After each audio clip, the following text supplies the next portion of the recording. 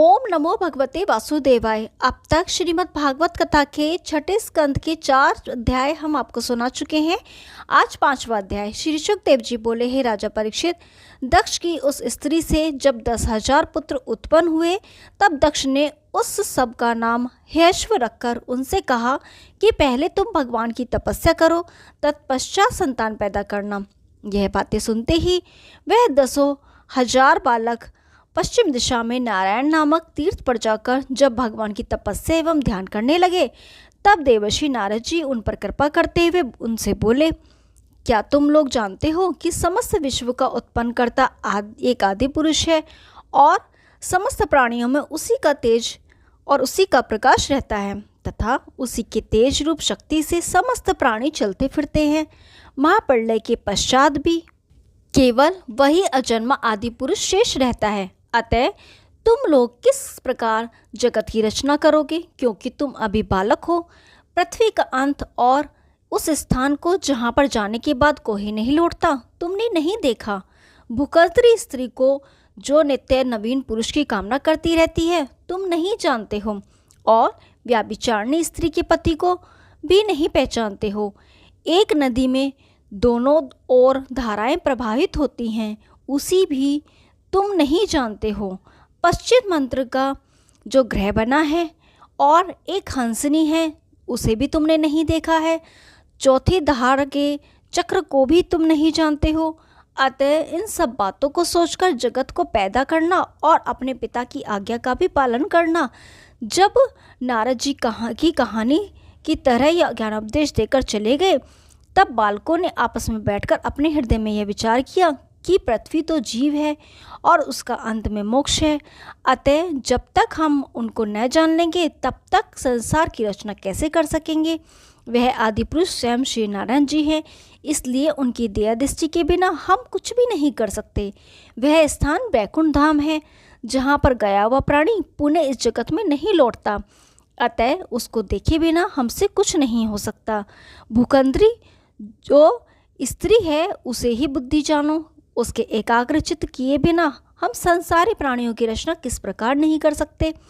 जो व्याभिचारिणी स्त्री का पुरुष जीव है, जब वही सांसारिक मायाजाल में फंस गया है, तब उनको इस जाल से अलग किए बिना हम सृष्टि की रचना कैसे करेंगे। दोनों ओर प्रवाहित होने वाली नदी को भगवान की माया ही समझो, क्योंकि इस संसार में एक मरता है और दूसरा जन्म लेता है तथा एक घर में आनंदोत्सव होता है और दूसरे घर रोना पिटना होता है। अतः जब हम इस माया को नहीं जान लेंगे तब तक हमसे सृष्टि का निर्माण होना कठिन है। 25 तत्वों द्वारा इस शरीर का निर्माण हुआ है और इसी में उस आदि पुरुष परमेश्वर का तेज प्रकाशित है। अतः उसे जाने बिना हम कुछ नहीं कर सकते। हंस ही वे शास्त्र है जिनका की वचन ही मुक्ति का दाता है, इसलिए उसको जाने बिना हमसे सृष्टि की रचना नहीं हो सकती। चौथी धार के चक्र को ही मृत्यु जानो, जो समस्त विश्व का संहार करता है। उसे जाने बिना हम सृष्टि की वृद्धि नहीं कर सकेंगे। उन समस्त बातों पर विचार करते हुए उन दक्ष पुत्रों ने सृष्टि का निर्माण करके वृद्धि करना ठीक नहीं समझा। जब ज्ञान प्राप्त होने से उनका अंतःकरण निर्मल एवं पवित्र हो गया, तब वे लौटकर अपने घर वापस नहीं आए और परमहंस होकर जन्म मरण से मुक्त हो गए। जब बहुत दिन व्यतीत हो गए और वह लौटकर नहीं आए, तब दक्ष ने समझाया कि उन्हें नारद जी ने ज्ञानोपदेश देकर विरक्त कर दिया है। ऐसा सोचकर दक्ष ने पुनः उसी स्त्री से 1,000 पुत्र और पैदा किए। उन सब का नाम सबल रखकर उनसे कहा कि पहले तुम वन में जाकर श्री नारायण जी का तप करो। जब वे लोग उस स्थान पर जहाँ भाई गए थे वहाँ पहुँचे, तब नारद जी ने वहाँ आकर उनको ऐसा ज्ञानोपदेश दिया कि वे भी संसार से विरक्त होकर परमहंस हो गए। यह समाचार सुनते ही दक्ष ने क्रोधित होकर श्री नारद जी ने हमारे 11,000 पुत्रों को ज्ञानोपदेश देकर विरक्त कर दिया। अतः अब किस प्रकार सृष्टि की वृद्धि होगी। दक्ष क्रोध में बैठे इस प्रकार ही सोच रहे थे कि उसी क्षण नारद जी वीणा बजाते हुए वहां आ गए। नारद जी को देखते ही दक्ष ने बिना प्रणाम किए ही क्रोध में कहा, हे नारद, तुमने हमारे 11,000 अबोध बालकों को तो बहलाकर विरक्त कर दिया। अब मुझे बहकाओ तो मैं जानूं। कि तुम बड़े ही ज्ञानी हो। श्री हरि के पार्षद होकर तुमको हमसे शत्रुता करना शोभा नहीं देता है। तुम केवल यति एवं सत्यवादी ही हो। तुम वेद पुराणों के धर्म को क्या जानो। मनुष्य को देव ऋण, पिता ऋण एवं ऋषि ऋण, इन तीनों ऋणों से अवश्य ही उद्धरण होना चाहिए। अतः वह है मेरे बालक अब भी इन तीनों ऋणों से मुक्त नहीं हुए। फिर तुमने किस लिए उनको ज्ञानोपदेश देकर विरक्त कर दिया। क्या तुम स्त्री पुत्रादि के गृहस्थाश्रम में रहना उचित नहीं समझते। जो गृहस्थी शास्त्र के मतानुसार अपना धर्म कर्म करते रहते हैं वह निसंदेह योगी एवं परमहंसों की गति को प्राप्त करते हैं। तुमने वेद शास्त्रों का धर्म निषेध समझा। अतः मैं ईश्वर से प्रार्थना करता हूँ कि तुम 2 घड़ी से अधिक एक स्थान पर न ठहरो। यदि ठहर भी जाओ तो तुम्हारे सिर में पीड़ा होने लग जाए। दक्ष ने इस प्रकार नारद जी को शाप दिया। यद्यपि नारद जी भी उसे शाप दे सकते थे, परंतु नारद जी ने दक्ष को श्री नारायण जी का दास जानकर कोई शाप नहीं दिया और हंसते हुए वीणा बजाते वहाँ से चल दिए। तब दक्ष ने ब्रह्मा जी से जाकर कहा कि तुम्हारा पुत्र नारद हमारे पुत्र को ज्ञानोपदेश द्वारा बहकाकर विरक्त कर देता है। अब तुम ही बताओ जगत में सृष्टि की विधि किस प्रकार हो। यह सुनकर ब्रह्मा जी ने कहा कि तुम कन्या पैदा करो। अतः उनके घर में ही रहने से नारद उन्हें ज्ञानोपदेश नहीं दे सकेंगे। स्त्रियां वैसे भी अज्ञानी होती हैं, इसलिए उन्हें शीघ्र ही ज्ञान नहीं होता। अतः उनसे सांसारिक प्राणियों को भी अधिक वृद्धि हो जाएगी। ओम नमो भगवते वासुदेवाय। 5वां अध्याय समाप्त हुआ। अब 6ठा अध्याय। श्री शुकदेव जी बोले, हे राजन, फिर दक्ष ने ब्रह्मा जी के यज्ञ अनुसार उसी असकृणी नाम की स्त्री से 60 कन्याएं उत्पन्न की। उनमें से 10 कन्याएं धर्म को, 27 चंद्रमा को, 17 कश्यप को, 2 भूतों को, 2 अंगिरा ऋषि को, 2 कुशाशप प्रजा को ब्याह दी तथा उन्हीं कन्याओं से बहुत से जीव, देवता, मनुष्य, दैत्य, दानव, पशु, पक्षी उत्पन्न हुए। उन सब कन्याओं और उनकी संतानों के नाम संक्षेप में सुनो। धर्म की 10 स्त्रियों के नाम भानु, लंबा, ककव, जामी, विश्वा, साध्या, मृत्युवती, वसु, मुहूर्ता और संकल्पा थे। भानु का पुत्र ऋभ, उनसे इंद्रसेन। लंबा का पुत्र विद्युत, उनसे मेघ हुए। ककव का पुत्र संकट, उनसे विकट और किकीट से किले के देवता उत्पन्न हुए। जामी का पुत्र स्वर्ग, उनसे नंदप हुए। शिवा का पुत्र विश्वदेवा और सांध्या के पुत्र साध्यगण, उनसे अर्थ सिद्ध हुआ। मृत्युवती के पुत्र इंद्र और उपेंद्र हुए। वसु के अष्टवसु देवता हुए। मुहूर्ता से मुहूर्तों के देवता एवं संकल्पा का पुत्र संकल्प, उनसे काम नामक पुत्र हुआ। स्वरूपा नामक भूत की एक स्त्री से गरुड़ और रुद्र उत्पन्न हुए। उनमें 11 रुद्र मुख्य हैं। रेवत, अज, भव, भीम, वाम, उग्र, वक्षाकपि, अजेकपाद, अहिब्रंद्वय, बहुरूप और महान हुए। अंगिरा की सुधा नाम की स्त्री से पितृ उत्पन्न हुए। कुशाशव प्रजापति की अरुचि नामक स्त्री से धूमकेश पुत्र हुआ। चंद्रमा की स्त्रियों के नाम अश्वनी, भरणी, कृतिका, रोहिणी, मृगशिरा, आद्रा, पुनवर्सु, पुष्य, अश्लेषा, मघा, पूर्वा फाल्गुनी, उत्तरा फाल्गुनी, हस्त, चित्रा, रमाती, विशाख, अनुराधा, ज्येष्ठा, मूल पूर्वाषाढ़ा, उत्तराषाढ़ा, श्रवण, धनिष्ठा, अतिभिष, पूर्वाभाद्रपद, उत्तराभाद्रपद, रेवती, ये 27 नक्षत्र हैं। दक्ष के श्राप से चंद्रमा को क्षय रोग हो गया था, इसलिए उनसे संतान नहीं हुई। इतनी कथा सुनकर परीक्षित ने पूछा, हे महात्मन, दक्ष ने अपने दामाद चंद्रमा को किस प्रकार शाप देकर अपनी बेटियों के यश की हानि की, सो कहिए। शुकदेव जी बोले, है एक समय कृतिका ने अपने पिता से जाकर कहा कि चंद्रमा मुझे नहीं चाहते, मेरी बहन रोहिणी से बहुत प्रीति रखते हैं। यह बात सुनते ही दक्ष ने चंद्रमा को शाप दिया कि तुझे क्षय का रोग हो जाए। उसी कारण चंद्रमा 1000 वर्ष तक समुद्र में पड़े रहे। जब चंद्रमा ने दक्ष की बहुत ही विनती की, तब दक्ष ने प्रसन्न होकर आशीर्वाद दिया कि तेरा यह रोग छूटकर 15 दिन तेरी कला घटे और 15 दिन बढ़े। इसी कारण चंद्रमा की कला घटती बढ़ती रहती है। कश्यप जी की वंता नामक स्त्री से गरुण और अरुण, कुद्रु से सर्पाधिक, पतगी से पक्षी आदि यामिनी से टिड्डी आदि, नेमी से जलचर, सरमा से कुत्ते आदि 5 नख के जीव, तामा से गिद्ध व बाज आदि, क्रोध बसा से बिच्छू आदि, मणि से अप्सरा, इला से वृश्चादिक, सुरमा से राक्षस आदि, आरिष्टा से गंधर्व आदि, काष्ठा से घोड़े आदि सब खुलवाए पशु, धनु से दानव आदि, इदिति से हिरण्यकश्यप और हिरणाक्ष दैत्य, अदिति से सूर्य एवं तत्वाष्टिक देवता उत्पन्न हुए। इन 17 स्त्रियों के अलावा उनके 2 स्त्रियां पुलोमा व कालिका नाम की और थीं। पुलोमा से पुलमादी और राक्षस व कालिका से काले काले दैत्य उत्पन्न हुए। वे प्रचित्ति दानव की सिंह का नामक स्त्री से राहु नामक दैत्य उत्पन्न हुआ, जिस राहु का सिर नारायण जी ने सुदर्शन चक्र से काट डाला था। सूर्य के ऋणदेव और धर्मराज 2 पुत्र और यमुना नाम की कन्या स्वर्णा नामक स्त्री से, जो विश्वकर्मा की बेटी थी, उत्पन्न हुए। जब वही स्वर्णा माया रूपी अपनी छाया छोड़कर चली गई और उसने जाकर घोड़ी का स्वरूप धारण किया, तब उस छाया के गर्भ से शनेचर और स्वर्णिमन 2 पुत्र सूर्यदेव के और उत्पन्न हुए। जब सूर्यदेव ने घोड़ी रूप स्वर्णा से जाकर भोग किया, तब उसने अश्वनी कुमार हुए। ददस्व देवता का विवाह जया नामक कन्या से हुआ और विश्वरूप नामक बेटा हुआ, जिस विश्वरूप को इंद्रादिक देवताओं ने बृहस्पति जी के रूठ जाने से अपना पुरोहित बनाया था। इतनी कथा सुनकर परीक्षित ने पूछा, हे महाराज, स्वर्णा अपनी छाया छोड़कर किस तरह चली गई थी? इसका वृतांत कहिए। सुखदेव जी बोले, हे राजन, स्वर्णा अपने पति सूर्य का तेज नहीं सह सकती थी, इसलिए उसने मंत्र के बल से अपने समान स्त्री बनाकर उससे कहा कि मैं अपने पिता के घर जाती हूँ, अतः तू मेरे बदले यहाँ रहकर, परंतु यह भेद मेरे पति से ना कहना। उसने उत्तर दिया कि जब तक मेरे सिर के बाल पकड़कर सूर्य देवता न मारेंगे, तब तक मैं नहीं कहूँगी।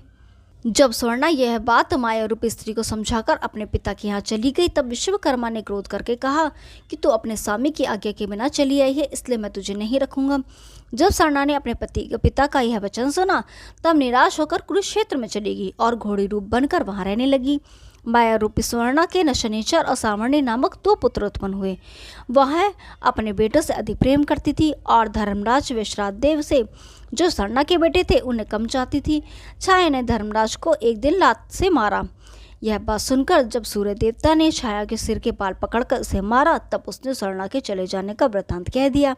यह समाचार सुनकर जब सूर्यदेव स्वर्णा को ढूंढते हुए कुरुक्षेत्र में पहुंचे और घोड़ा बनकर उनसे भोग करना चाहा, तब घोड़ी रूप स्वर्णा ने अपना मुख फेर लिया, इसलिए उनका वीर्य घोड़ी की गर्दन तथा नाक पर गिरा। सो गर्दन के बाल से अश्वनी और नाक से कुमार उत्पन्न हुए।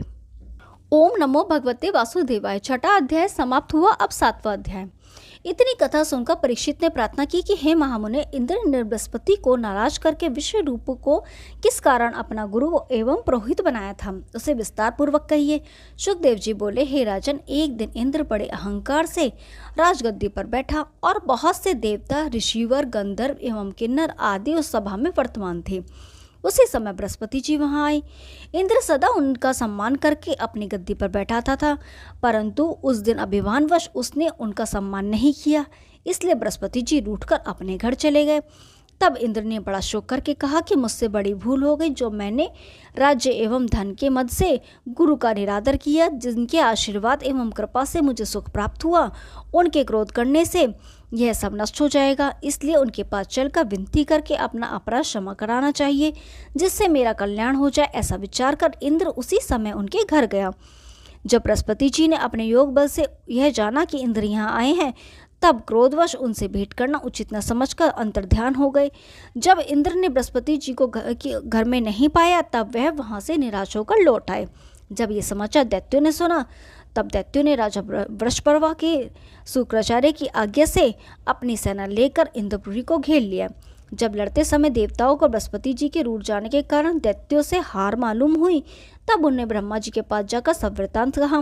ब्रह्मा जी बोले कि तुमसे बड़ा ही अपराध हुआ, जो अपने पुरोहित बृहस्पति जी का अपमान किया। अब तुम्हारा कल्याण इसी में है कि जो दृष्टवा नामक ब्राह्मण का विश्वरूप नामक पुत्र बड़ा तपस्वी एवं ज्ञानी है, उसे तुम अपना पुरोहित बना लो, तो तुम्हारा बड़ा ही हित होगा। यह वचन सुनते ही इंद्रा ने दृष्टवा के पास जाकर हाथ जोड़कर विनय करते हुए कहा, मैं आपके पास भीख मांगने आया हूँ, सो आप दयालु होकर मेरे पुरोहित बन जाइए और ऐसा प्रयत्न कीजिए जिससे हमारा राज्य स्थिर बना रहे। दृष्टवा ने उत्तर दिया कि पुरोहित बनने से तपोबल घट जाता है, परंतु तुम विनती करते हो, इसलिए मेरा पुत्र विश्वरूप तुम्हारा पुरोहित बनकर तुम्हारी सहायता करेगा। विश्व ने अपने पिता की आज्ञा अनुसार पुरोहित बनकर ऐसे प्रयत्न किया कि हरी इच्छा से इंद्र वर्ष पर्वा को युद्ध में जीतकर अपने इंद्रासन पर विराजमान हो गया। ओम नमो भगवते वासुदेवाय। 7वां अध्याय समाप्त हुआ। अब 8वां अध्याय। परीक्षित ने पूछा, हे महामुने, विश्वरूप की थोड़ी सी कृपा करने से इंद्र ने किस प्रकार दैत्यों को जीतकर अपना राज्य स्थिर रखा? श्री शुकदेव जी बोले, हे राजन, विश्वरूप ने इंद्र को ऐसा नारायण कवच सिखला दिया कि जिस कवच का मंत्र पढ़कर शरीर पर फूंक देने अथवा उस कवच को लिखकर भुजा पर बांधने से किसी शस्त्र का कोई असर नहीं होता है। जिस समय किसी मनुष्य को कुछ भय लगता हो, उस समय हाथ पांव धोकर आचमन करके उत्तर दिशा को मुख करके बैठ जाएं और 8 अक्षर के मंत्र से अणन्यास एवं करन्यास करके 12 अक्षर का मंत्र पढ़कर इस प्रकार कहें, जल में मत्स्य अवतार से रक्षा करो, पाताल से वामन अवतार से रक्षा करो, जहाँ पर किला एवं जंगल है वहाँ नरसिंह रक्षा करें, विदेश में तथा पर्वत पर श्री राम मेरी रक्षा करें, योग मार्ग में दत्तात्रेय जी मेरी रक्षा करें, देवता के अपराध से सनत कुमार जी मेरी रक्षा करें, पूजा के विघ्न में नारद जी सहायक हों, कुपथ्य में धन्वंतरी वैद्य मेरी रक्षा करें, अज्ञान से वेदव्यास जी और अधर्म से कलंकी भगवान मेरी रक्षा करें, गोविंद नारायण भलप्रद मधुसूदन हरिकेश पद्मनाथ गोपीनाथ दामोदर ईश्वर एवं परमेश्वर आदि जो भी भगवान के नाम हैं वे सब 8 पहर मेरे समस्त अंगों एवं इंद्रियों की रक्षा करें। बैकुंठनाथ के शंख चक्र गदा पद्म और गरुण जी अनेक भय से मेरी रक्षा करें। हे राजन, यही कवच विश्व रूप ने इंद्र को बतलाकर कहा, हे इंद्र, इस नारायण कवच को धारण करने वाले मनुष्य का सब भय नष्ट हो जाता है। यही कवच पढ़कर गरुण जी वैकुंठनाथ को अपने ऊपर बिठाकर उड़ते हैं, जिनके प्रताप से कोई उन्हें जीत नहीं सकता। अतः हे राजन, जो मनुष्य इस कवच को पढ़ेगा उसके सामने युद्ध में कोई भी नहीं ठहर सकता। ओम नमो भगवते वासुदेवाय। 8वां अध्याय समाप्त हुआ। अब 9वां अध्याय। श्री शुकदेव जी कहने लगे, हे राजन, विश्वरूप के 3 मुख थे। एक मुख से वे सोमवली लता का रस निकालकर यज्ञ में पीते थे, दूसरे मुख से मदिरा पीते थे और तीसरे मुख से अन्नादि भोजन करते थे। इंद्र ने कुछ दिनों के उपरांत विश्वरूप से कहा कि मैं आपकी कृपा से यज्ञ करना चाहता हूँ। जब विश्वरूप की आज्ञानुसार यज्ञ आरंभ हुआ, तब एक दिन किसी दैत्य ने विश्वरूप के पास जाकर कहा कि तुम्हारी माता दैत्य की कन्या है, इसलिए आप हमारे कल्याण के निमित्त एक आहुति दैत्य के नाम की भी यज्ञ में दे दिया करो तो अच्छा है। विश्वरूप उस दैत्य का कहना मानकर आहुति देते समय दैत्यों का नाम भी धीरे से लेने लगा। इसी कारण देवताओं का तेज यज्ञ करने से नहीं बढ़ा।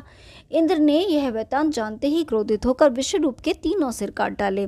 सो मदपान करने वाला भंवरा, सोमवल्ली पीने वाला कबूतर, अन्न खाने वाला शिरतीतर पक्षी होकर संसार में उत्पन्न हुए। विश्वरूप के मरते ही इंद्र का स्वरूप ब्रह्महत्या के घेर लेने से बदल गया। जब देवताओं उनके एक दिन का पुष्टरण करने पर भी ब्रह्महत्या का वह महापाप नहीं छूटा, तब इंद्रादिक देवताओं के विनती करने से ब्रह्मा जी ने उस हत्या के 4 टुकड़े करके एक भाग पृथ्वी पर दिया। इसी कारण कहीं कहीं भूमि उसर होती है, वहीं पूजा पाठ नहीं करना चाहिए, और पृथ्वी को यह वरदान दिया कि जहाँ गड्ढा होगा कुछ दिन में वह स्वयं भर जाएगा। दूसरा भाग वृक्षों को दिया, जिसमें कोई कोई वृक्ष गोंद व लाही लगकर सूख जाते हैं। गुग्गल के अलावा अन्य सब गोंदों को अशुद्ध समझना चाहिए, और यह आशीर्वाद दिया कि वृक्ष काटने पर भी जड़ बनी रहने से वह पुनः हरा हो जाएगा।